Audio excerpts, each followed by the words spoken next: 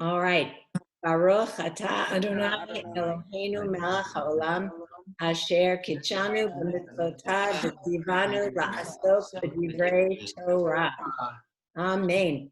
So we are in Leviticus chapter 26. We finished reading Field's commentary. We're on verse 3, which is still the first verse of the Parsha of Bechukotai. And I think I wanted to start off with the comments from Speaking Torah.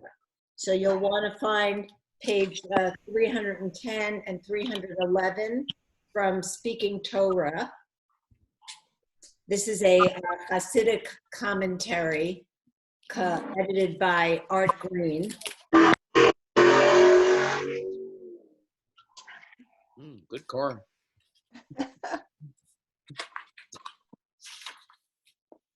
So sometimes I find these commentaries a little bit obscure and obtuse. So this is not a source that we look at with any great regularity. But in this case, there was one particular comment, and then we'll look at the discussion as he develops it on page 315.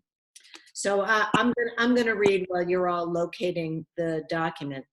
So the text says, if you walk in my statutes, keeping and performing my commandments, I will grant your reigns in their times.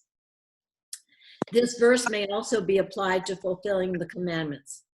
A person who understands the meaning of the commandment and its origin will do it with incomparably more fervor and desire than one who does not, who follows it as a statute for which no reason is given in the Torah. It's really an interesting idea that we'll be more likely to do something if we understand why the commandment is being given. And I find that intriguing because the rabbis say that we really should not discriminate between commandments. We shouldn't look for what the reason is. And just because we don't understand something, that is not an excuse to not perform that mitzvah. And further, that we are not supposed to discriminate among mitzvot to say that in our subjective understanding, one is more important than another. So the mitzvah, for example, of not mixing fibers, shatnes, not to have linen and linen and wool together in the same garment, is as important as thou shalt not murder. And who are we to say that one is more important than another? So the commentary really is very radical in saying, in even acknowledging that, yeah, we're more inclined to do it if we understand the reason. Even if the latter person does it to fulfill God's decree, it just cannot bear the same enthusiasm. I imagine that's true if we're doing it just because, rather than if we're doing it, but with a true understanding that there's a good reason for it. Thus, if you walk in my statutes, the opening words of this verse, even when you don't know the reasons, you walk with devotion and fervor. This will be even more true of my commandments, where you know the reasons. Then I will grant your reigns. And the commentator understands grant your reigns as purifying your physical self. This can be understood through a parable. Where's who's Sarah Lee? You're working on parables, stories. So here's a story for Sarah Lee. If a king has servants, they are to fulfill his wishes, even if they do not understand the reason for them or how the king arrived at them. The servant is not even permitted to ask the king the reason for his command. He simply has to do it. But this is not the case with the king's son. His love for his father persuades him to fulfill all his commands and decrees, even if he does not understand them. But it is the son's role to ask his father why he commands things. That is what the king wants as well. He desires that his son ask and come to know the reasons for things. Suppose the king asks his son to fortify a certain town or to engage in some tactic of battle. The son asks his father, might this be a good way to build the fortification, or is this how the battle should go? The father will offer his reasons, not objecting at all to the son's questions. The king wants to reveal his wisdom to his child, for one day he too will rule as he does. He needs to learn from his father's wisdom.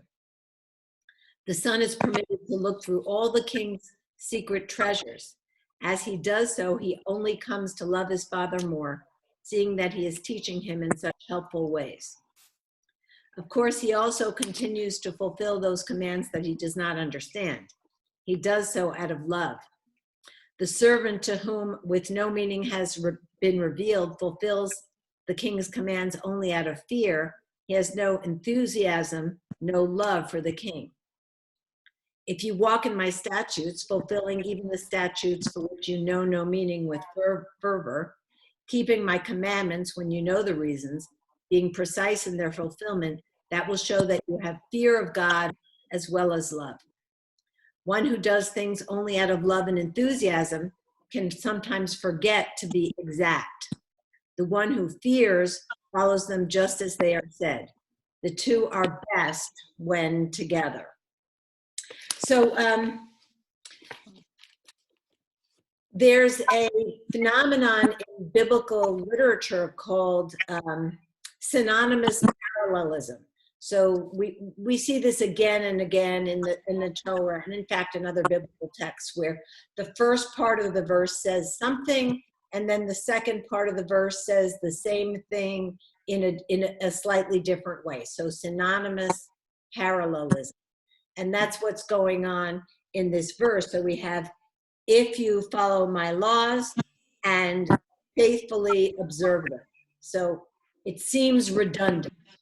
So the commentary is trying to address that redundancy. And since we say, there's nothing that is, nothing in the Torah is there without a good reason. There's no word that's not there for a purpose and for a meaning. So our job is to wrest that meaning from the text. So the commentator is trying to understand why it says both, if you walk in my statutes, keeping and performing my commandments. And the understanding is that one refers to doing something out of a sense of fear, or as we sometimes translate, awe, whereas the other is talking about doing it out of love.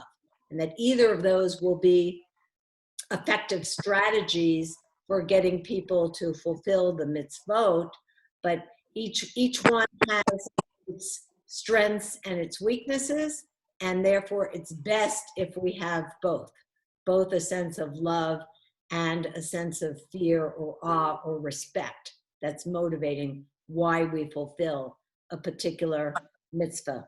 And I think the commentator does a good job of helping us understand that through the lens of the king's relationship to a servant versus the king's relationship to a child. So, and any thoughts there before we look at Art Green's takeaway? Yes, I have a thought. I put it in the chat. If not knowing why a person might do the wrong thing, the person, I think, should know why. Because, for instance, you say to a child, fetch me some water. So the child goes to the trough instead of the pump to fetch water, or the toilet to fetch water. I think a person would have to know, it would be better if a person would know why. And if the person asks why, and I think it's a trait of Jews to ask why.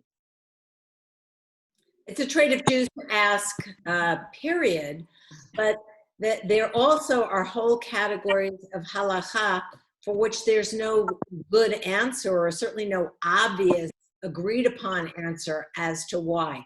Why can I only eat fish that has fins and scales? Why? Well, because I can give the reason, but that doesn't matter. It's health reasons. And somehow or another, our forefathers knew about health. But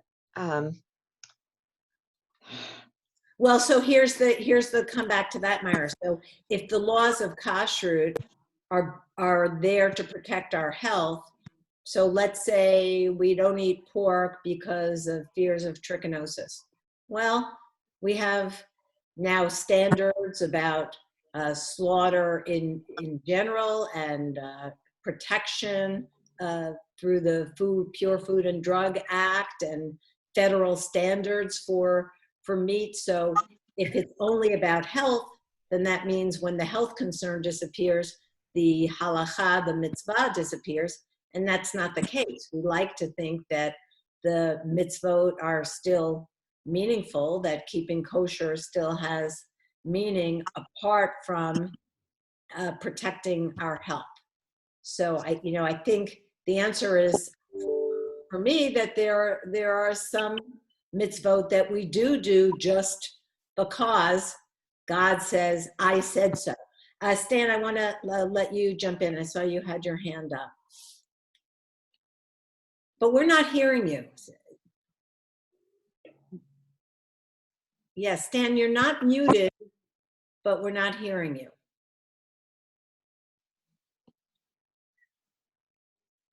Where's Chi? Chi, are you there? How come we can't hear Stan? he muted himself. Yeah, no, he's not muted. Okay, we'll come back to Stan. Put it in the chat or see if you can get your sound going. Terry Berman. I was just going to say, it reminds me a lot of when I was quite young and graduating college. Everyone would ask, this was discussed in one of my classes, why I wanted to be a teacher, why anybody wanted to be a teacher. And if the first and only answer they could come up with was, I really like children and being around kids, they would tell you that that was a lousy reason. You had to have a much better reason than that, or you weren't going very far. Huh. And it kind of reminds me of that the love or excitement or enthusiasm you have about some aspect of something is not always a sufficient why. You have to have a stronger why to support big decisions. I think it was Friedrich Nietzsche who said, he who has a why to live can bear with almost any how. Interesting. That's a fascinating quote. Right, and it's kind of fascinating in our current environment. Yes, it because is. we all have a why to want to get through with this, and therefore we are bearing with the travails of the how we are getting through it. Could you repeat that Nietzsche quote, please? I'll put it in the chat. Thank you. He who has a why to live can bear with almost any how. Rabbi, I wanted to say that there's a very good book by Viktor Frankl called Yes. Life, and it has the same message. Man's Search for Meaning. Yeah, that's where I got the quote from. Frankl quotes it in his amazing book. If you haven't read this book, it's a must read. Yeah, that's exactly where I heard that first, John.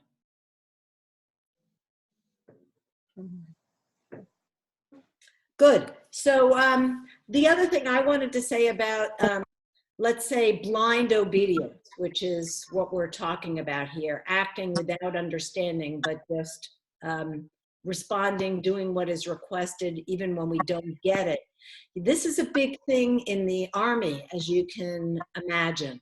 And it's interesting, they talk about one of the analogies is military fortifications and a battle plan. But one of the things you are trained to do in the Army is to respond automatically to orders without question.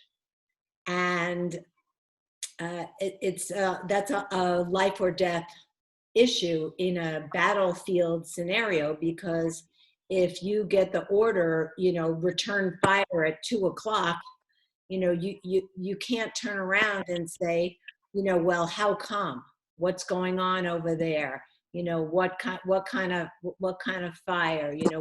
What are you thinking? What's the thought process behind this? What intelligence do you have to support that request to return fire in that direction?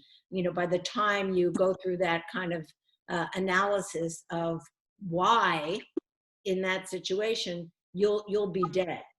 You have to be trained to just respond automatically, whether you understand the reason for the order or not. So there are contexts in which just blind obedience is critically important.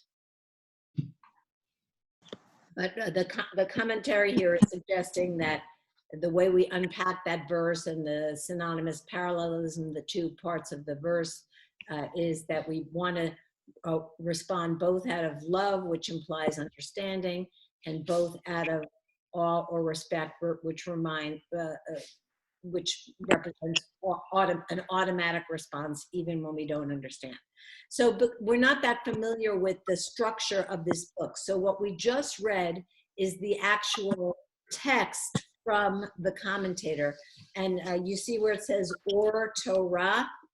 So there's like 5 different sources that are quoted in this book. And let me see if I can find, or maybe it's in the front that it tells us.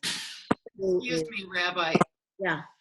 Robin, can you please put that website address in the chat right now so I can pull it up? Oh, okay. For the handouts again? Yeah.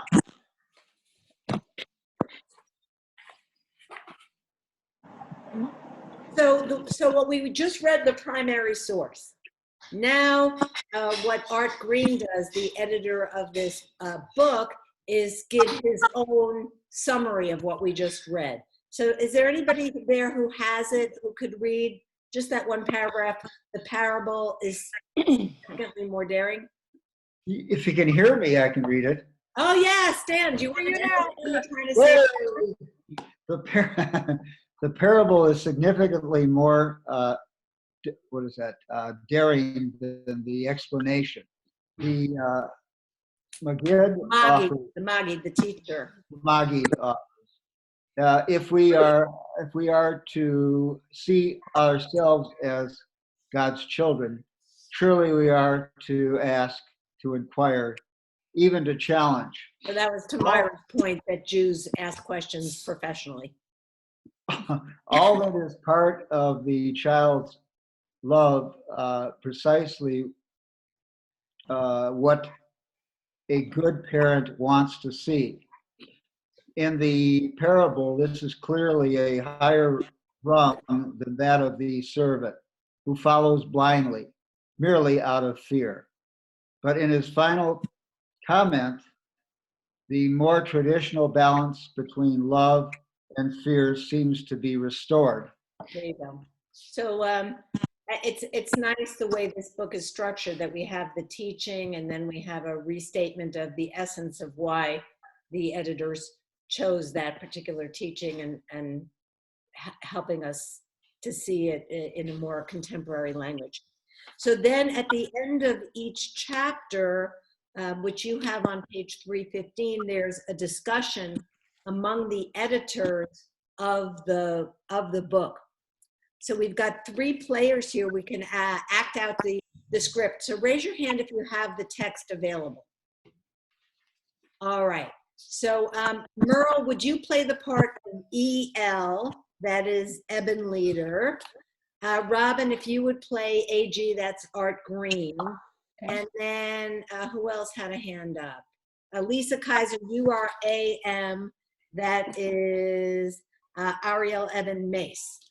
So here we have 3 of the editors of this volume who are now going to discuss what we've just read in the commentary on this Parsha Bechukotai. Right, you want to start? Yes, The please. Meor and Ein Naim piece is about faith, total trust in God. But the Magid in Or Torah demands something else. If you are the king's son, you need to understand, not just follow blindly.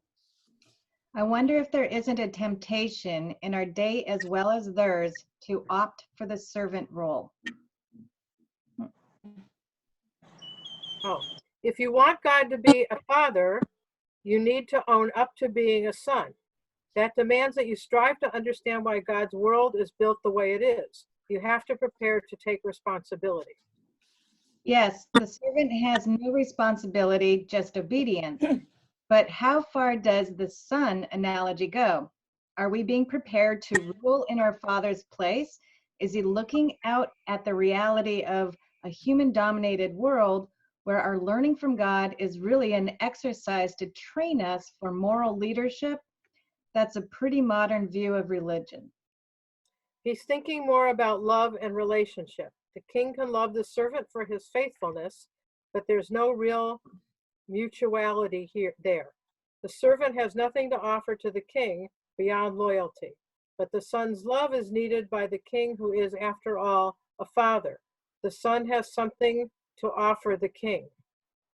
With our modern skepticism, it is all too easy for us to stand outside when looking at a text like this.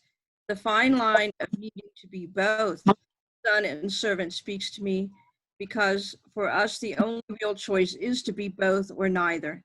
It's that outside stance that is our real challenge.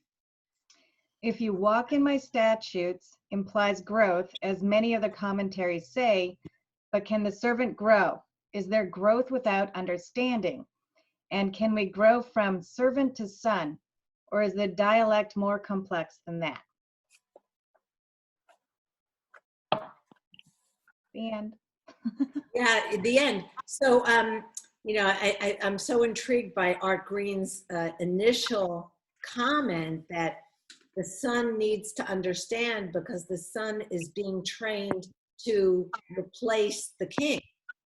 So does that mean if we are to, hi Megan, does that mean if we are to act as sons in our relationship to God, as children in our relationship to God, and act through love and understanding, does that mean that we're being trained to replace God? That's a scary proposition. Yeah. Maybe not replace If we God, take but the maybe analogy to its natural conclusion, that's where we're going. Yeah. Realistically, we can't replace nature. Nature's all controlling. We assume God is part of that. So, interesting thought, though. I guess this kind of reminds me maybe of, is it Yitzhak Greenberg who talks about the changing role of God, that now in our world, maybe God has stepped back a bit for us to be more active in our own decisions in our own world. And that's kind of what I see here. Yitzhak Greenberg, among many, I mean, the Kabbalistic view of creation, which I think the Hasidic movement is very influenced by, that is that God had to withdraw from part of the universe in order to create the universe, and withdrew to create a space in which we function through the shattering of the vessels as those who perform tikkun, who redeem the divine sparks that are there in the world. So, I think that it's a well-known theology that, we've talked about it before as the watchmaker theory, that if you were walking on the beach, the analogy is, and you found a watch, you would intuit intelligence design that this watch didn't just come together without somebody putting it together and creating it, but that the world in that sense is like that watch that God created, wound it up and left it ticking, but now it's ticking along on its own, and what is our role in sustaining and growing. It's a great metaphor, because if we go back 50 years or even 20, the watch won't function without a person winding it. Now, of course, we have a battery. I guess you could say we have to replace the batteries once in a while, but Right. the metaphor is beautiful if you consider it a watch that needs to be wound or attended to in order to keep on working. There you go. Here I got something different. The spark of God is in every one of us. We were made in God's image. Therefore, there is no king and no servant and no son. We are all gods, so to speak, because God's image is in all of us. God is in every one of us. We're all equal. It doesn't matter what you look like, how intelligent you are, how big your watch is. But so that's why I think that this thing about listening to the king, the corporal, whatever, could be questioned, or should be questioned, perhaps. Not when the corporal says, duck immediately. But when the corporal has a game plan, and you say, hey, what, like Jacob, when he was going to meet Esau, he had a game plan. He split his army in half, and half of the army and his wives and whatever went to meet Esau. And yes, the people didn't ask why, maybe they did, but his game plan was so he would preserve half of his holdings. Am I making sense? So let me see. What I hear you saying is that because we each have a spark of God within ourselves, that collectively humanity is, let's say, the body of God, all of us together. And you're suggesting that there is no external source of God beyond the collective sparks of God within each of us. No. Not Right. exactly. Sorry. The neshama, our soul, is God. And What's that?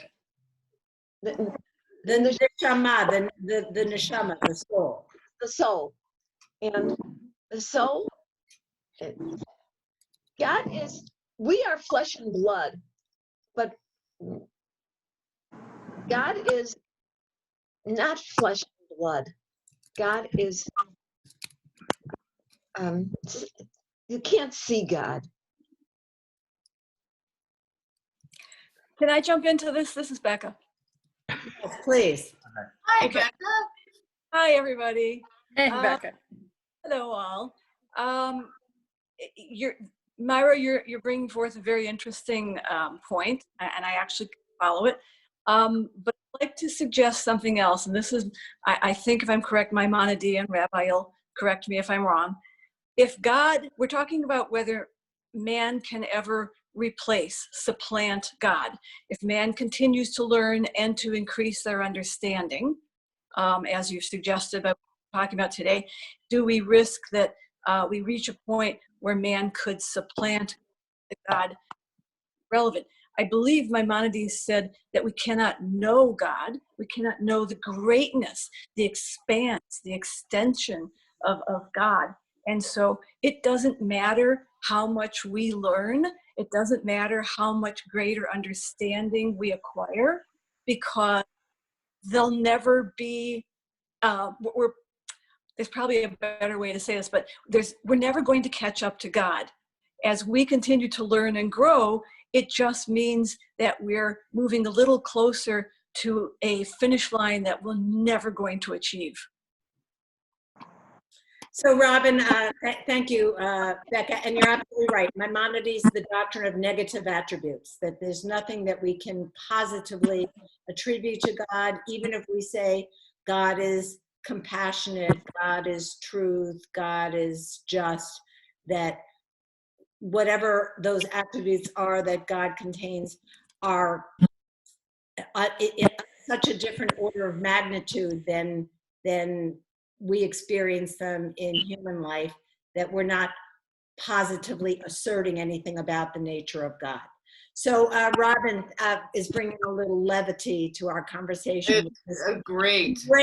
Great joke. So Robin, yes, share your joke, and then I want to move on to Zelig Pliskin. Can I say something? It's pretty much saying, yeah, how we can never truly approach or reach God 100%. But so God was approached by a scientist who said, listen, God, we've decided we don't need you anymore. These days we can clone people, transplant organs, and do all sorts of things that used to be considered miraculous.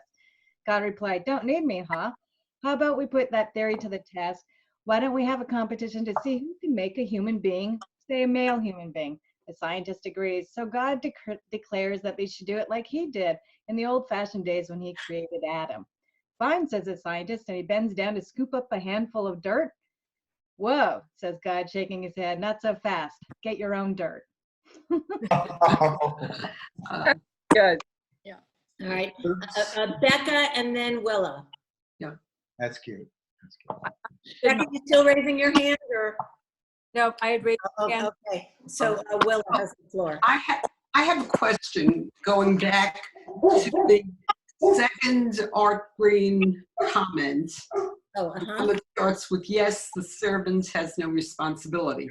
In the middle of that, it says, is he looking out at the reality of a human-dominated world where our learning from God is really an exercise to train us for moral leadership? And I like that idea. I just want to say, I like that idea of training for moral leadership. Right, so it's not that we're training to replace or supplant God.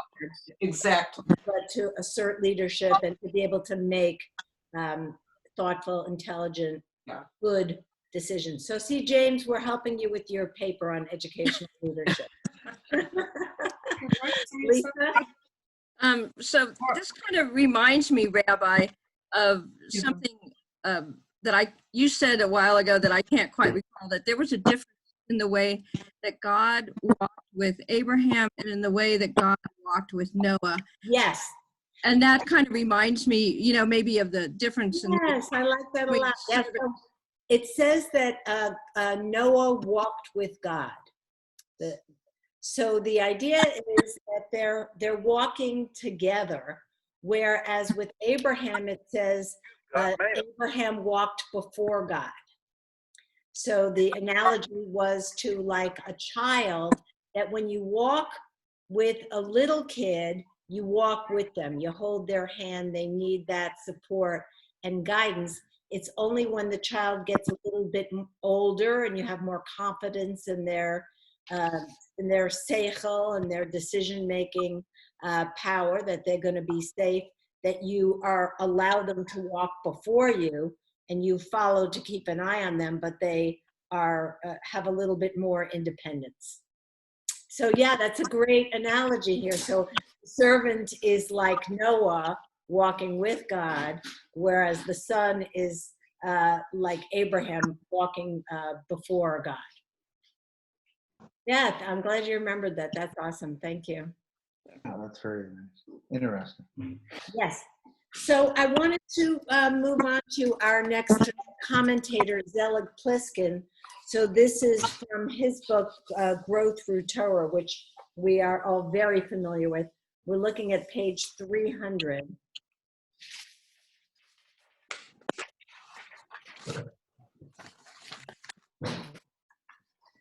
So Pliskin, for those Musar students out there, when he's talking about growth through Torah, he takes lessons from the Torah and also stories of more contemporary rabbis that illustrate the points that he's trying to make. and how we can grow as within our own spirituality, within our own moral development. So that's what we're talking growth through Torah. Pliskin is a fantastic author. I recommend unequivocally any of his books. He's got one.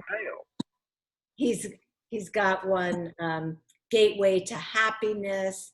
He's got Gateway to Self-Knowledge, which is just an entire book of questions. I know Felix is very familiar with that because we look at a lot of his questions as part of our Musar study. He's got a book called Thank You, which is a study of just themes of gratitude. And this is his Torah commentary, Growth Through Torah. So again, we're still on verse 3. And can somebody read for us what Pliskin says? Im b'chukotai telechu, if you walk in my statutes.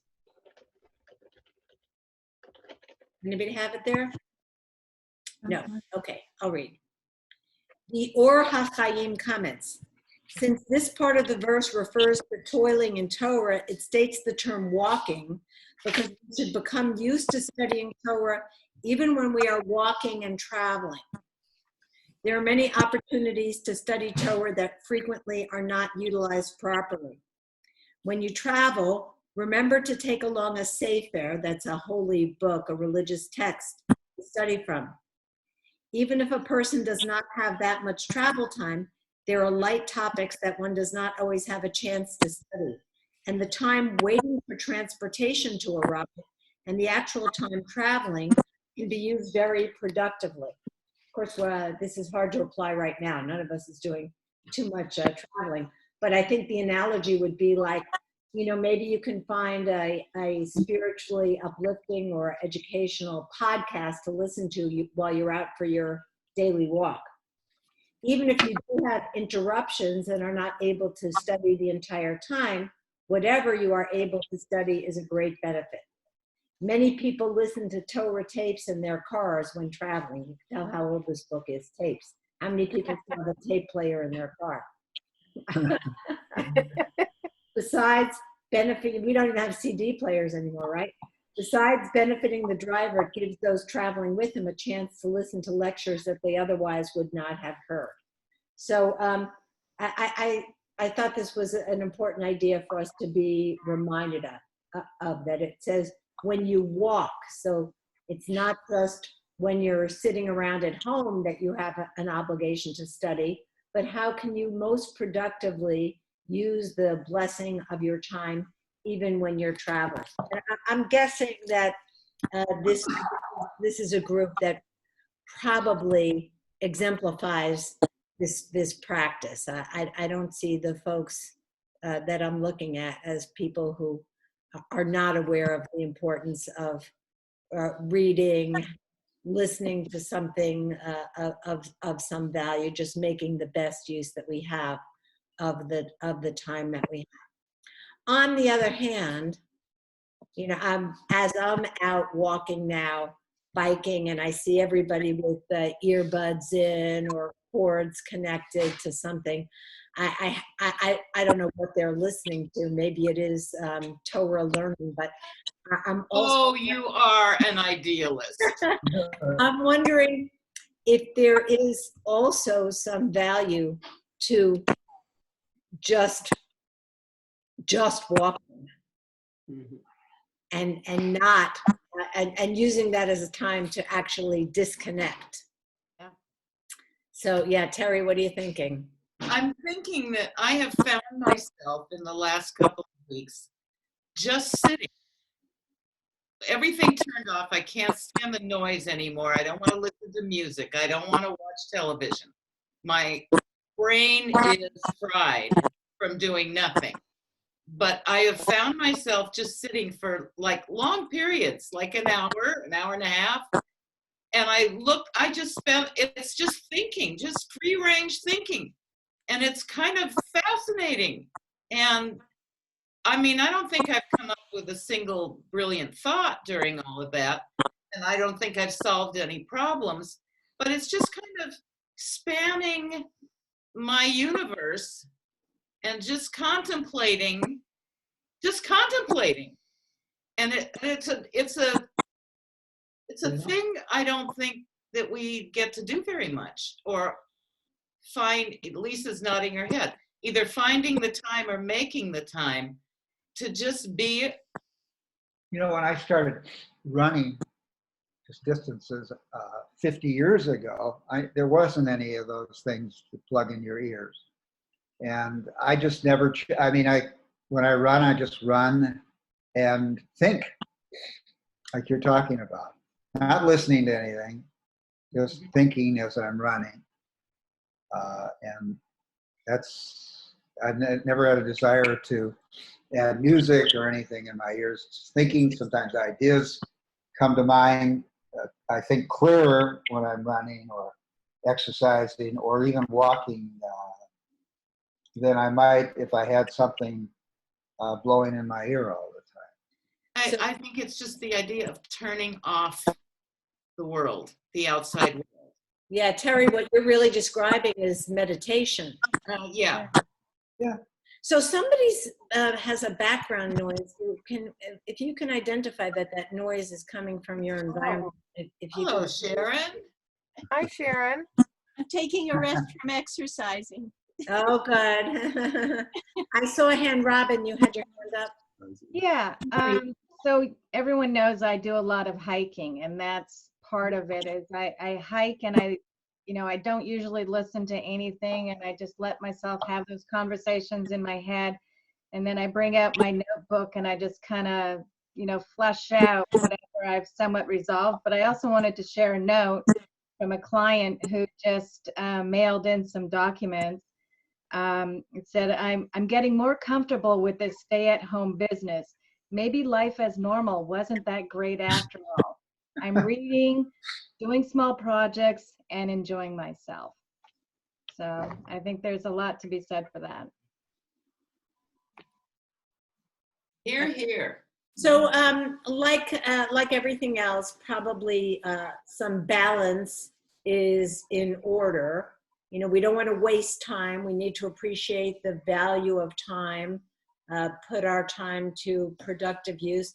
I do think that people like Zelig Pliskin, many very, very serious students and teachers of Torah do have this idea that we should use every waking moment to study Torah.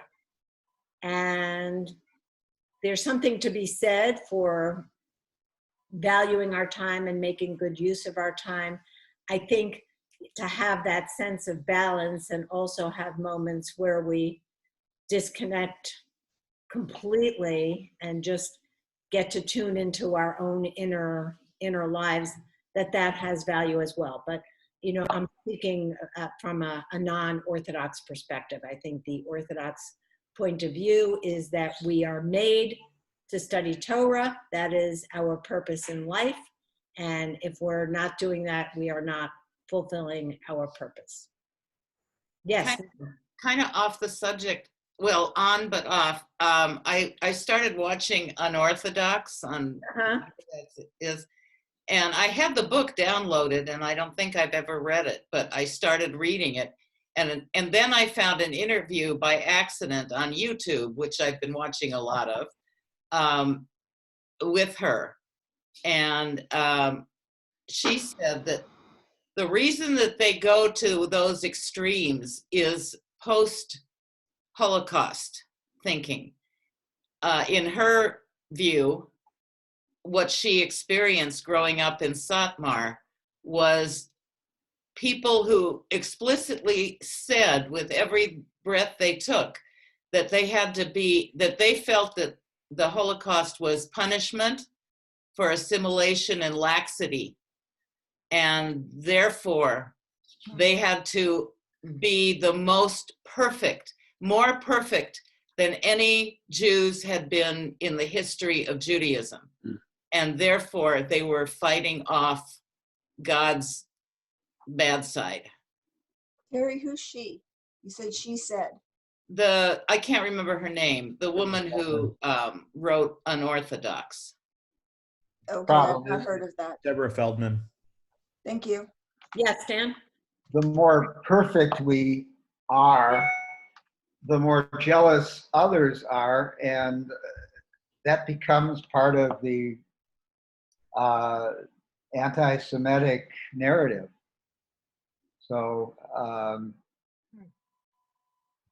think That's what you I don't call think the irony. Holocaust was because so much punishment. It was kind of maybe jealousy of the Jewish success through how they then it was anything to do with our being punished. It was others taking action through their jealousy of our aspirations.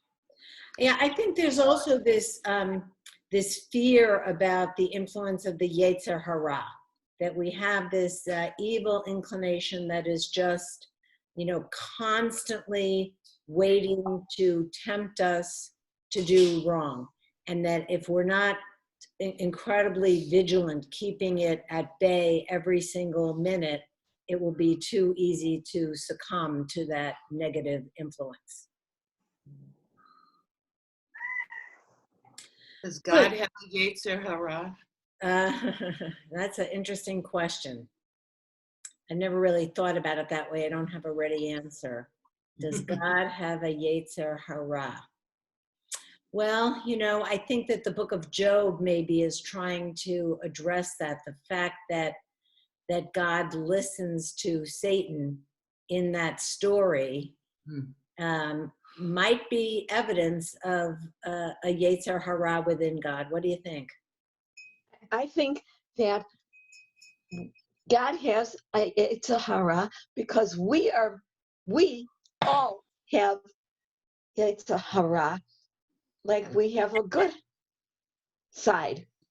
We are made in the image of God. Therefore, I'm sorry, I'm going to have to butt in on this one. I don't buy this argument one little bit. It's quite simple, and maybe I'm contrarian about this. Ignore God in this whole conversation. There is good, there is bad, but not all bad is really bad. Who is a freedom fighter? Who's a terrorist? George Washington, freedom fighter or terrorist? Army training, you shoot. But if you shoot at a house without return fire, CID will investigate the dead children. Criminal investigation. You have to use judgment on everything. And all these lovely little stories are just that, stories. Stories are written to support an idea or to illuminate an idea. They may not have any bit of reality. They're just a story. You have to apply your reason, your thinking at everything. And I'm going to break down to this. If, for instance, you carry a gun, you have to make a decision if and when to use it. And you have to be certain that every action that you take has a reason behind it. You'll be held accountable for the missed bullets, just as we are held accountable for our missed actions. So you can say the story said this or God says this. You can't apply to God to make the decision for you. You have to make the decision. These are great stories and it may help you make your decision, but in of itself, the stories are not something you should rely on. Just maybe give you some guidance, but you cannot trust a story that this rabbi said this because God said this. You don't know God, you got to make a decision. And you really cannot trust somebody else to make that decision for you. Whether it is a cult and you drink Kool-Aid or you're a Satmar who says we will make a perfect world. It doesn't work out that way. Reality has its own decisions to make. So there's no absolute good and evil. Everything is contextual. That is the hardest part of this question. If there is no absolute evil, what exactly is evil? And yeah, you can say Nazis, you can say genocide, and yes, I would say that is evil. No question about it. But when we use all the resources and destroy all the plants, is that genocide? Are we to be held accountable? I'm not trying to dodge the question, but the overall saying is when we say genocide, it's a loaded word. And yes, I know everybody throws back to the Holocaust and Rwanda and stuff like that. But what did we do to the Amalekites? What did we do to the sons of Haman? These are all questions. How far do you take each question? Yes, evil and bad decisions are made. Countries, people are led by people that have bad decisions. They give their trust into leaders. But if people would question whether or not that leader has the right, maybe these wouldn't be so far. Wouldn't go so far. But sometimes we get entranced and in love with the ideas, the words, and they give us comfort and give us leadership, which just lead us down to drinking the Kool-Aid. So you've got to use your own intellect, your own judgment on everything. I'm out. So I'm thinking, David, as you're talking about pray as if everything depends upon God and act as if everything depends on you. Yeah, and the thing is, we say God. I have absolutely no idea what God is, what, who, she, it, because it's such an enormity of concept that to be able to define is limiting. So I just accept that God exists and that there's something out there. And then I have to make a decision. What was being said, is it supporting my reality or my understanding of what is expected of me?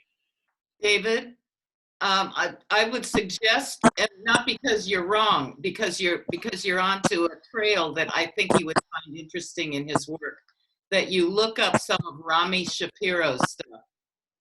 He's online. It's easy to read. He has a view of God that I think you would find intriguing. It's different. Terry, could you please put that on the side comment? You kept breaking up. Yes. Yeah, she's okay. On that happy note, I have Musar at 10:30, so I'm going to love you and leave you here in a minute.